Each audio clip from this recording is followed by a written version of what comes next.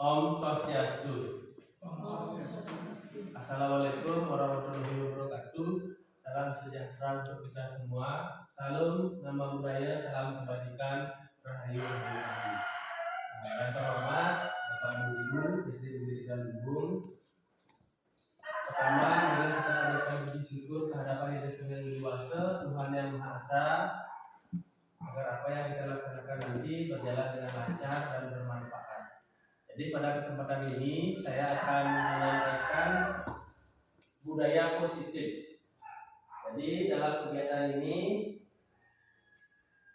konsep inti budaya positif yang pertama perubahan paradigma belajar, yang kedua disiplin positif, yang ketiga nilai kebajikan, yang keempat kebutuhan dasar manusia, yang kelima motivasi perilaku manusia, yang keenam posisi kontrol guru, yang ketujuh keyakinan kelas, yang kedelapan segitiga restitusi. Yang pertama pembelajaran dengan paradigma baru. Jadi pembelajaran dengan paradigma baru merupakan pembelajaran yang dirancang berdasarkan prinsip pembelajaran berdiferensiasi, sehingga para peserta didik belajar sesuai dengan kebutuhannya berdasarkan tahap perkembangan sesuai teori psikologi modern untuk mewujudkan profil pelajar Pancasila. Jadi ada yang masih ingat pembelajaran berdiferensiasi itu seperti apa? Berdiferensiasi. Ada yang masih ingat? Belajar sesuai dengan kenyamanan siswa. Iya. Jadi pembelajaran yang berdiferensiasi itu adalah pembelajaran yang sesuai dengan minat, bakat, bahkan keinginan siswa. Nah, jadi nanti kita akan berusaha untuk menerapkan pembelajaran berdiferensiasi itu secara utuh di sekolah kita ini. Terus disiplin positif. Nah, jadi disiplin positif, disiplin berasal dari kata disiplina yang artinya belajar. Disiplin mengacu pada disiplin diri yang memiliki tanggung jawab terhadap apa yang dilakukan berdasarkan nilai-nilai yang diyakini. Disiplin positif merupakan salah satu penerapan disiplin yang bertujuan untuk menumbuhkan kesadaran serta memberdayakan peserta didik tanpa imbalan, penghargaan, ancaman, atau hukuman. Sebagai pendidik, tujuan kita adalah menciptakan peserta didik yang memiliki disiplin diri sehingga mereka berperilaku mengacu pada nilai pendidikan universal dan memiliki motivasi intrinsik dalam perubahan perilaku ke arah yang lebih baik. Jadi di sini penekanannya adalah disiplin positif itu bagaimana kita bisa menumbuhkan agar anak-anak itu sadar secara intrinsik, artinya memang sadar dari dalam dirinya sendiri, bukan dari faktor eksternal. Seperti itu. Nilai kebajikan. Jadi nilai kebajikan itu adalah nilai yang disepakati bersama terlepas dari suku bangsa, agama, bahasa maupun latar belakang. Jadi contoh nilai kebajikan. Dalam profil pelajar Pancasila, nilai kebajikannya beriman, bertakwa kepada Tuhan Yang Maha Esa, mandiri, bernalar kritis, berkebinekaan global, bergotong royong, kreatif. Terus 9 pilar karakter Indonesia Heritage Foundation. Nah, di sana ada cinta Tuhan dan segenap ciptaannya, kemandirian dan tanggung jawab, kejujuran, diplomatis, hormat dan santun, dermawan, suka menolong, gotong royong, percaya diri, dan sampai ke toleransi, kedamaian, dan kesatuan. Terus tunjuk seumur hidup atau keterampilan hidup. Nah, ini yang penting terkait dengan keterampilan hidup. Jadi keterampilan hidup itu nilainya dapat dipercaya, lurus hati, pendengar yang aktif, tidak merendahkan orang lain, memberikan yang terbaik dari diri. Jadi maknanya sangat dalam juga. Kita lanjutkan. Kebutuhan dasar manusia. Nah, jadi kebutuhan dasar manusia itu adalah segala sesuatu yang kita lakukan untuk mendapatkan apa yang kita inginkan. Semua tindakan yang kita lakukan memiliki tujuan tertentu dan semua usaha terbaik yang kita lakukan adalah agar kebutuhan dasar kita terpenuhi. Jadi Bapak Ibu, kita memiliki 5 kebutuhan dasar sebagai manusia. Yang pertama, kebutuhan akan bertahan hidup. Untuk bertahan hidup apa kira-kira yang diperlukan? Ya, pertama makan, minum, terus pakaian, tempat tinggal, keamanan, kesehatan. Itu sifatnya kebutuhan pokok untuk kita bertahan hidup. Selanjutnya, kasih sayang dan rasa diterima. Nah ini, jadi rasa diterima, dipedulikan, berbagi kerjasama. Itu maksudnya kolaborasi. Jadi rasa diterima. Kalau kita masuk ke dalam suatu organisasi atau kelompok, kalau tidak diterima bagaimana? Sulit ya, sulit sekali rasanya. Terus dipedulikan. Nah, kalau dalam bahasa Bali, ajak ruang, itu ya, dipedulikan. Terus penguasaan. Tanpa kita sadari, kita ini juga butuh penguasaan, Bapak Ibu kan? Jadi penguasaan pertama terkait dengan harga diri, keinginan untuk dianggap, memimpin, berprestasi. Jadi tanpa kita sadari, kita ini juga perlu penguasaan. Terus kebebasan. Apa itu kebebasan? Ada yang tahu? Kebebasan? Melakukan sesuatu yang ingin. Ya, yang pertama adalah memiliki pilihan sesuai dengan arti, keinginan, hati nurani kita. Itu yang namanya bebas. Pilihan apapun itu, ya, mandiri, mampu mengendalikan diri. Nah, itu luas cakupannya. Terus kesenangan.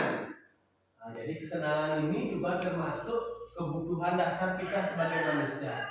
Kesenangan yang dalam cakupannya apakah bermain, humor, tertawa, hiburan, hobi. Nah itu, jadi kesenangan kita berbeda-beda. Oke, itu merupakan kebutuhan dasar manusia. Selanjutnya, motivasi perilaku manusia. Jadi motivasi perilaku manusia itu dibedakan menjadi 3 bagian. Yang pertama, untuk menghindari ketidaknyamanan atau hukuman. Yang kedua, untuk mendapatkan imbalan atau penghargaan dari orang lain. Yang ketiga, untuk menjadi orang yang mereka inginkan dan menghargai diri sendiri dengan nilai yang mereka percaya. Kira-kira dari ketiga motivasi perilaku manusia, Bapak Ibu ada di posisi yang mana? Kira-kira ada di posisi yang mana? Dari ketiga motivasi perilaku itu.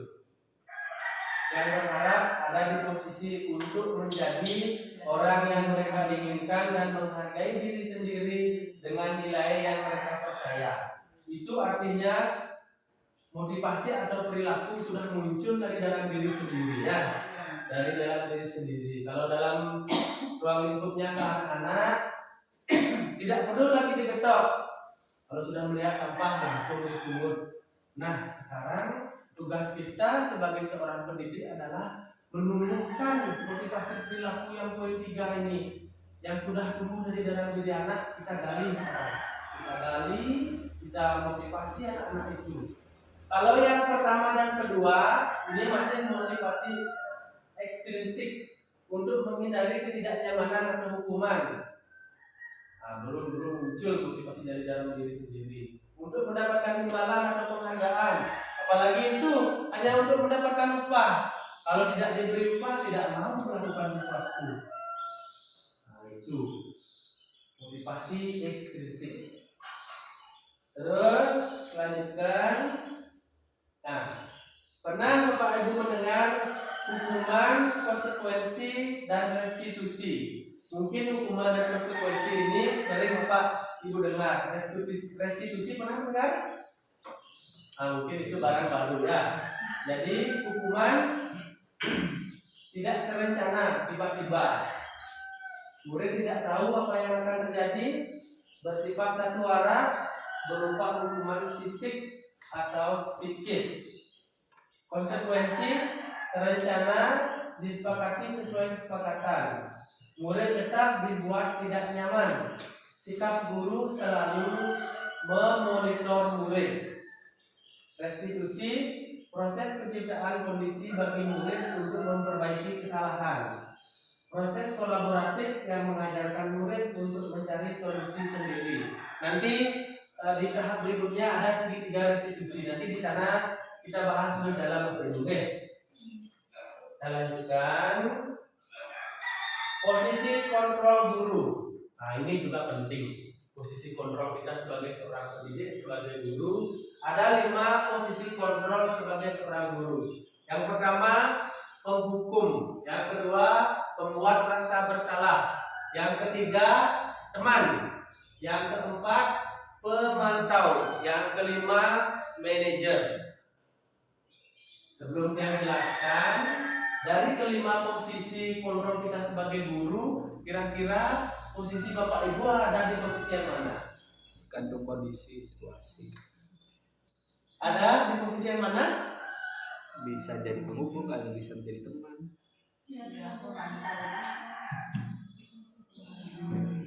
Ya. Jadi kalau bisa sebagai manajer ya. Oke, sekarang yang akan jelaskan. Jadi ini kasusnya adalah seorang anak yang tidak memakai atau kurang atributnya pada saat kegiatan upacara bendera. Kalau posisi kita sebagai penghukum seperti ini kita akan bicara atau tindakan yang akan kita lakukan. Hormat pada bendera selama 1 jam, itu namanya menghukum. Terus membuat rasa bersalah. Berapa kali Bapak Ibu beritahu kamu selalu saja mengecewakan. Nah, otomatis anak-anak itu merasa bersalah dia. Betul tak seperti itu? Iya. Yang ketiga sebagai teman.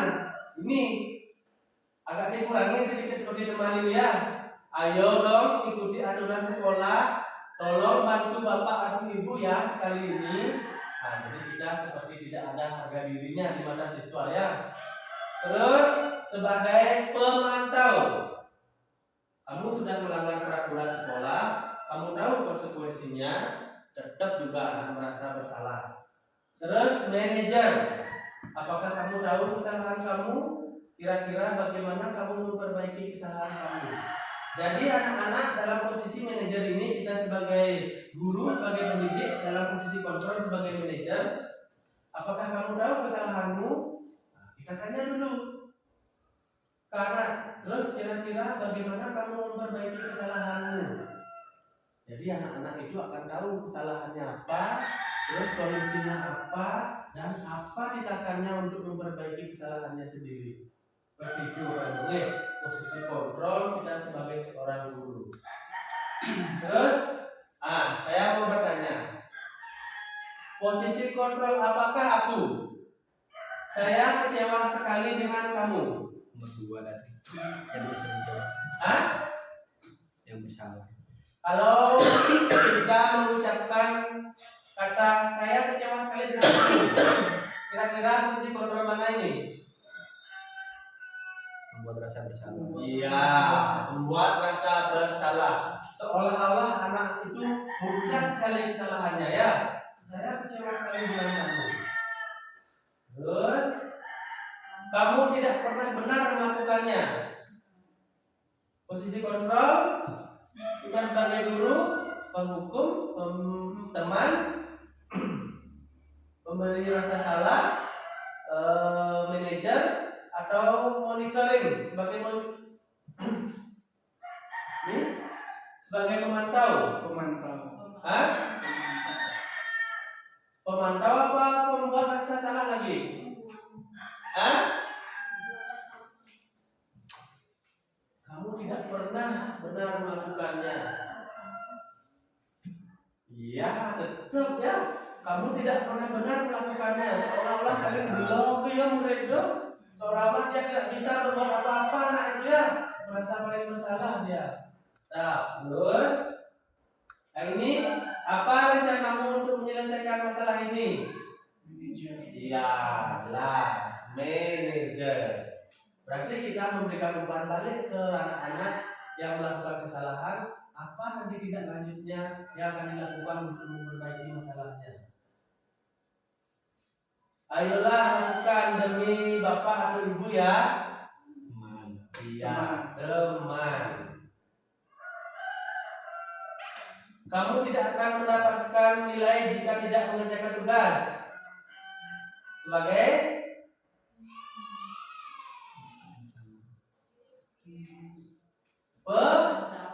iya, pemantau. Pokoknya tidak mau tahu ya. Kalau tidak mengerjakan tugas tidak dapat nilai. Saya sebagai pemantau tidak tahu alasannya anak-anak itu tidak mengerjakan karena apa. Nah, sekarang kita lanjutkan ke keyakinan kelas. Keyakinan kelas itu apa sih? Pernah mendengar keyakinan kelas? Keyakinan kelas, kesepakatan kelas, pernah mendengar?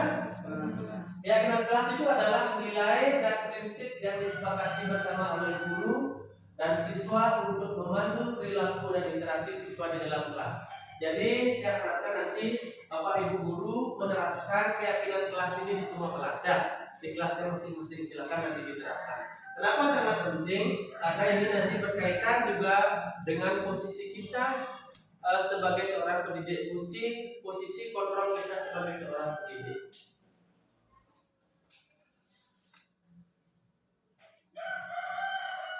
Cara membuat keyakinan kelas. Nanti di kelasnya pertama minta siswa untuk menulis keyakinannya. Silakan Bapak Ibu gali boleh menggunakan kertas.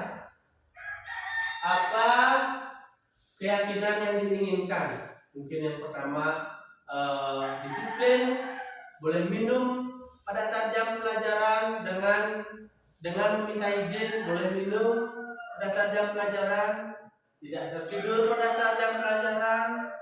Jadi digali dari anak-anak apa yang anak-anak inginkan. Setelah itu dibahas.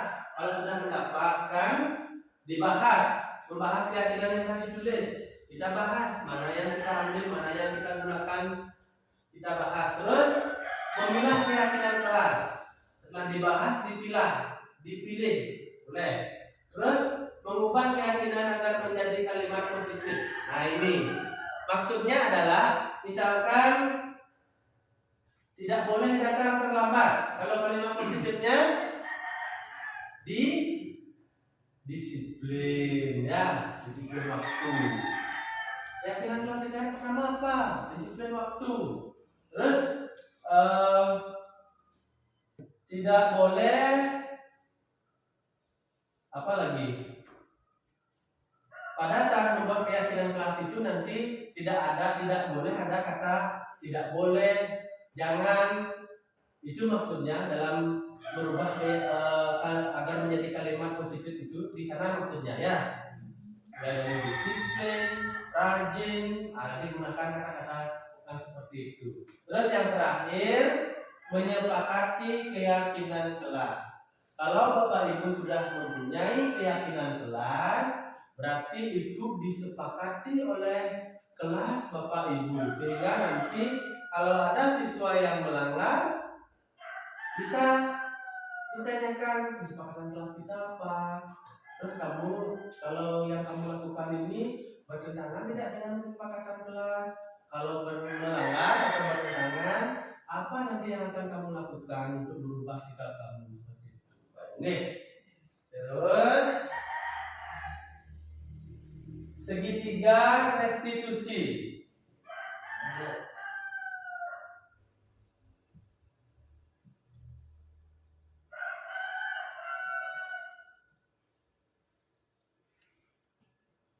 Ini terjadi masalah nih.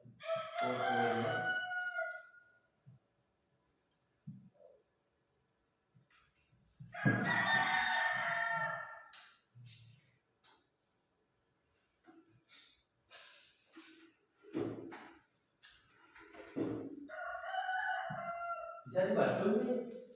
Kok ngeblank ya? Restitusi ini adalah suatu proses dialog yang dijalankan oleh guru atau orang tua agar dapat menghasilkan murid yang mandiri dan bertanggung jawab. Jadi seperti konsep semula, jadi segitiga restitusi itu adalah menghasilkan murid yang mandiri dan bertanggung jawab. Nah, jadi tahapan dalam segitiga restitusi yang pertama menstabilkan identitas, yang kedua validasi tindakan yang salah, yang ketiga menanyakan keyakinan. Jadi setiap masalah yang ada di sekolah harus diselesaikan dengan segitiga restitusi, Pak Ibu, terutama yang ke siswa. Nah, jadi ada 3 langkah dalam segitiga restitusi. Yang pertama menstabilkan identitas. Jadi contoh kalimatnya, berbuat salah itu tidak apa-apa. Tidak ada manusia yang sempurna. Jadi saya juga pernah melakukan kesalahan itu. Kita bisa menyelesaikan ini. Bapak tidak tertarik mencari siapa yang salah. Bapak ingin mencari solusi dari permasalahan ini. Kamu berhak merasa begitu. Apakah kamu sedang menjadi teman yang baik buat dirimu sendiri? Nah, jadi itu terkait dengan menstabilkan identitas. Terus validasi tindakan yang salah. Jadi contoh kalimatnya, padahal kamu bisa melakukan yang lebih dari itu. Kamu pasti punya alasan mengapa melakukan hal itu. Kamu pasti punya alasan. Kamu patut bangga pada dirimu sendiri karena kamu telah melindungi sesuatu yang penting buat kamu. Kamu boleh mempertahankan sikap itu, tapi kamu harus menambahkan sikap yang baru. Yang ketiga, menanyakan keyakinan. Nah, keyakinan yang mana ditanyakan? Jadi keyakinan kelas yang sudah Bapak Ibu buat, ya. Keyakinannya kelas yang sudah Bapak Ibu buat tadi itu. Apa yang kita percaya sebagai kelas atau keluarga? Apa nilai umum yang kita telah sepakati? Yang telah kita sepakati itu adalah nilai-nilai yang sudah Bapak Ibu buat dalam keyakinan kelas itu. Apa bayangan kita tentang kelas yang ideal? Jadi kamu mau jadi orang yang seperti apa? Nah, Bapak Ibu, ketiga poin tersebut adalah bagian dari segitiga restitusi. Poinnya adalah segitiga restitusi itu menjadikan siswa mandiri dan bertanggung jawab. Seperti itu.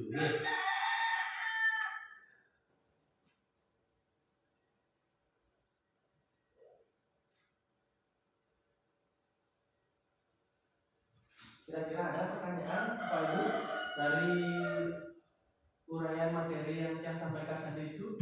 Ada pertanyaan?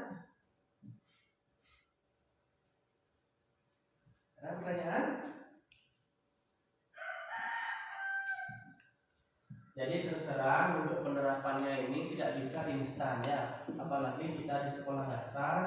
Jadi kebanyakan anak-anak itu istilahnya belum bisa dia untuk mencarikan solusi masalahnya sendiri, karena kita ruang lingkupnya adalah sekolah dasar. Jadi kita bagaimana sebagai seorang pendidik, posisi kontrol kita pertama tetap kita terapkan segitiga restitusi, kita stabilkan dulu identitas, kita validasi tindakan yang salah, serta kita menanyakan keyakinan. Seandainya siswa masih bingung, kita tetap sebagai penuntun, ya. Tuntun artinya, kalau kamu seperti ini begini, kalau kamu seperti itu begitu nanti. Pak dan Ibu, kita tuntun, ya, Pak Ibu, ya.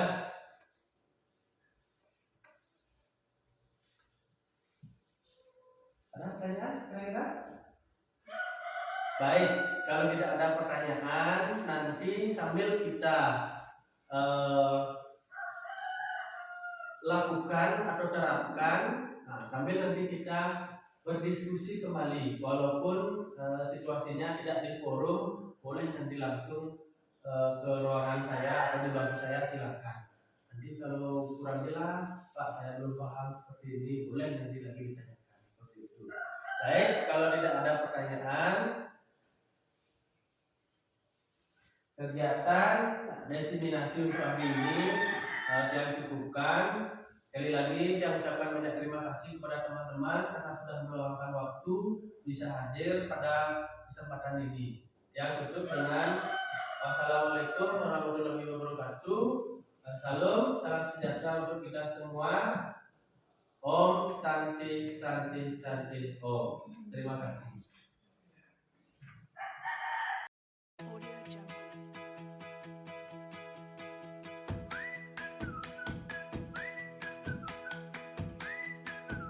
Diri. Mengandali. Om Swastiastu. Om Swastiastu. Selamat pagi anak. Pagi, Pak. Bagaimana kabarnya hari ini? Baik. Oke, jadi sebelum kita mulai pembelajaran, jadi Bapak mau bertanya ya. Tadi kalian datang ke sekolah tepat waktu apa tidak? Ya.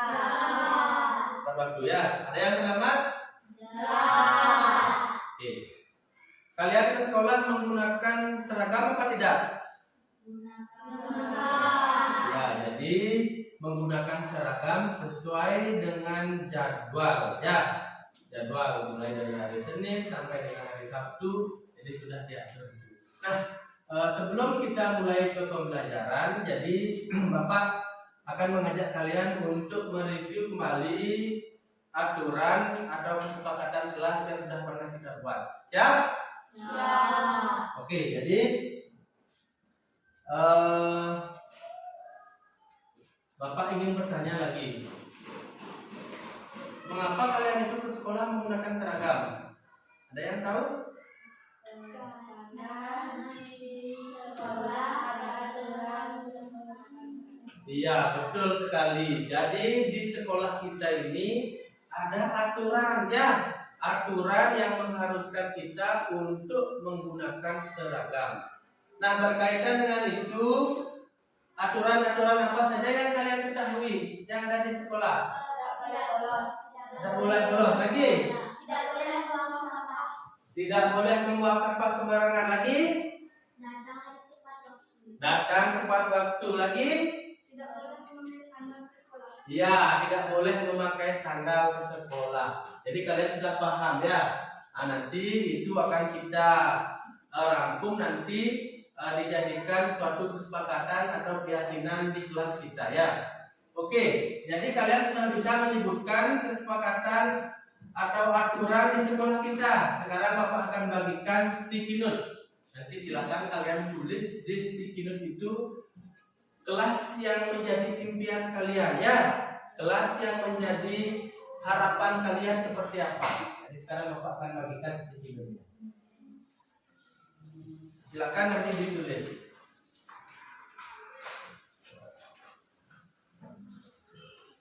Silakan dibagikan ke temannya lalu ditulis. Silakan. Nanti kalau sudah selesai menulis langsung ditempelkan di depan ya. Satu persatu nanti. Silakan ditulis. Ya, taruh dulu di meja. Jadi aturan yang kalian inginkan itu seperti apa di kelas kalian nanti agar kalian itu nyaman, senang berada di kelas dan ke sekolah ini ya. Silakan ditulis. Bapak berikan waktu 5 menit. Silakan ditulis pelan-pelan.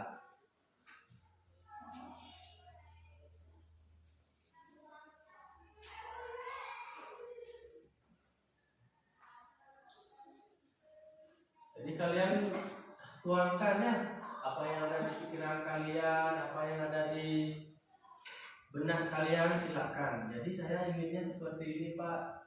Silakan, boleh.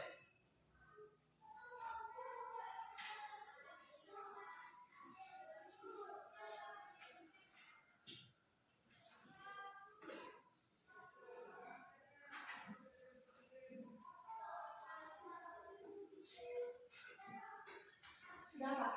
Sudah Pak. Sudah Pak. dicek kembali sebelum ditempel nanti di depan.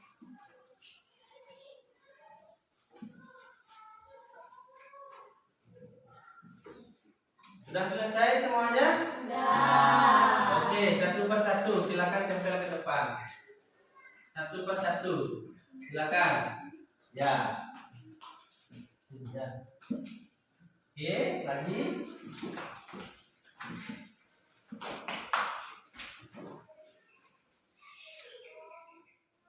Lagi.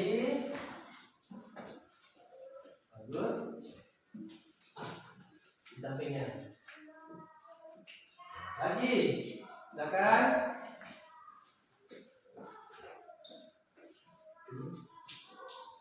Ya, lagi. Terus ya. Giliran. Terus.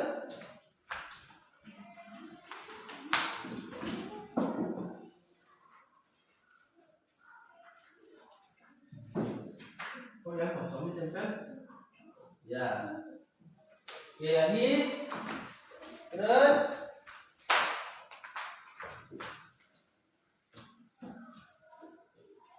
Oke, sudah semua? Nah, sekarang Bapak ingin perwakilannya satu.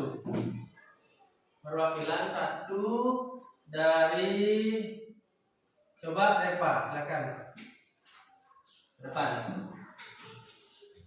Jadi bantu Bapak bacakan ini apa yang sudah ditulis oleh temanmu tadi.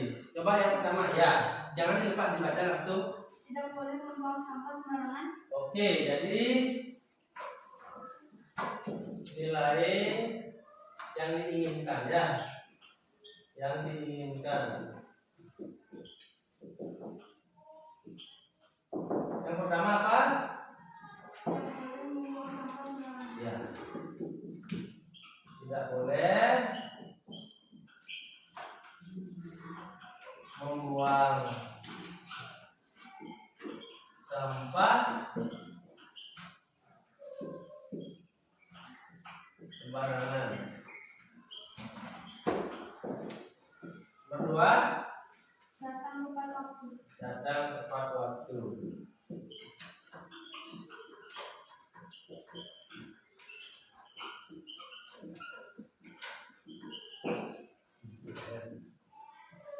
Terus nomor 3, Tidak boleh mengambil barang milik teman. oke. Ya, Pak silakan duduk dulu. Tidak boleh mengambil barang milik teman. Nomor 4, coba tadi bisa depan. Nomor 4. Nah, ini. Memakai pakaian yang rapi. Memakai pakaian yang rapi. Terus Tidak boleh memakai sandal yang sekolah. ya.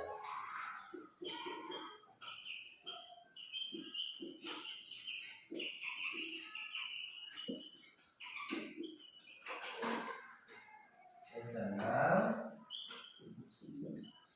ke sekolah. Mana?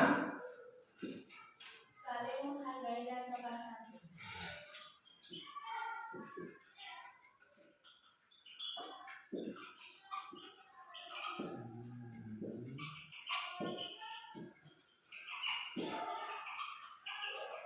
Satu yang terakhir. Tidak boleh bolos sekolah.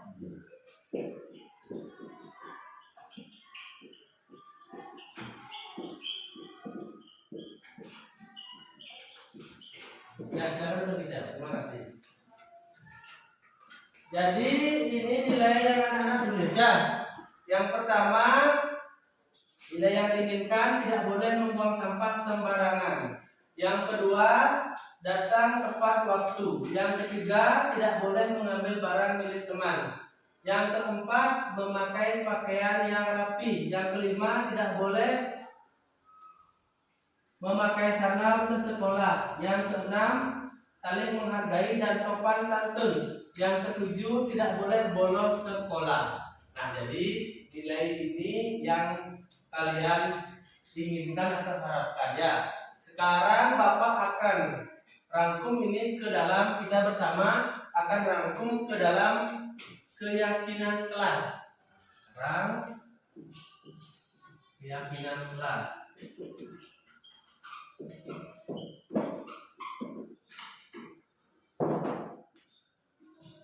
Jadi tidak boleh membuang sampah sembarangan itu kategori mana jadinya itu? Tidak boleh membuang sampah sembarangan ke kategori apakah itu disiplin, bertanggung jawab, sesuai dengan nilai kebajikan, apakah sesuai dengan nilai profil pelajar Pancasila. Kalau tidak ngomong sampah sembarangan itu apa namanya? Hah? Bertanggung jawab, disiplin, apalagi datang tepat waktu, apa namanya? Tidak boleh membuang sampah sembarangan itu. Hah? Apa? Disiplin dan bertanggung jawab ya.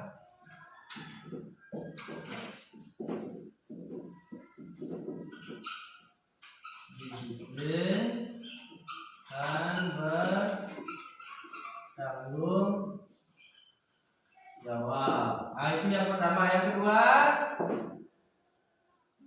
datang tepat waktu. Datang tepat waktu. Ya, kalau di sini disiplin waktu ya. Disiplin waktu. Nomor 3, tidak boleh mengambil barang milik teman. Ini tidak boleh mengambil ini maksudnya tanpa seizin teman ya. Ya, misalkan barangnya Febri cuma diambil begitu saja. Boleh nggak seperti itu? Nah, ini poinnya masuk kemana? Tidak boleh mengambil barang milik teman ini. Bertanggung jawab. Ada lagi? Saling. Iya, saling menghargai ya. Saling menghargai. Nomor 4. Apa itu nomor 4? Memakai pakaian yang rapi. Ya, disiplin. Tidak boleh memakai ke sekolah. Disiplin juga. Terkecuali karena kita di Bali ada hari Kamis itu menggunakan pakaian adat Bali ya. Pakaian artinya menggunakan kain teman. Jadi memang tidak pakaiannya itu memang tidak bersepatu ya, memang harus bersandal. Jadi itu pengecualiannya. Terus nomor 6, saling menghargai dan sopan santun. Sudah masuk. Ini Bapak tambahkan sopan santun ya. Sopan santun. Terus yang ke-7, tidak boleh bolos sekolah. Ini termasuk apa? Disiplin juga ya. Disiplin juga ini. Jadi sudah terangkum di sini semua. Termasuk disiplin. Jadi kalian sudah menemukan keyakinan kelas kalian ya. Nah, nanti keyakinan kelas ini akan Bapak buatkan kalian sejenis atau seperti poster ya. Di poster itu nanti kalian semua akan tanda tangan di bawahnya.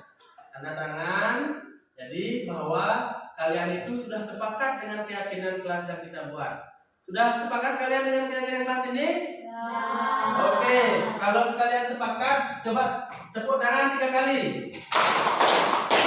Oke, jadi itu menyatakan kesepakatan kita ya. Jadi keyakinan kelas ini nanti akan secara otomatis kalian ikuti dan patuhi ya. Ya. Nanti kalau ada benturan-benturan, nanti Bapak akan kembalikan ke keyakinan kelas kalian. Kalian sudah membuat keyakinan kelas ini. Jadi kalau kalian melanggar, nanti bagaimana caranya untuk memperbaiki? Ya, seperti itu. Memperbaiki itu maksudnya memperbaiki perilaku. Ya, itu tujuannya. Jadi kita nanti bersama-sama, khususnya di kelas ini, bagaimana kita menciptakan suasana kelas yang aman, yang nyaman, yang menyenangkan. Ya, karena nanti kalian belajarnya juga menjadi lebih baik dan arahnya nanti adalah prestasi kalian ke depannya. Nah, terus apa yang Bapak sampaikan tadi itu nanti keyakinan kelasnya ini akan Bapak buatkan seperti poster, terus di bawahnya nanti kalian tanda tangani. Siap seperti itu? Siap. Oke, kalau siap, Bapak cukupkan untuk kegiatan review keyakinan kelas kita, pelajaran nanti bisa kita lanjutkan ya. Oke, terima kasih. Udah dulu.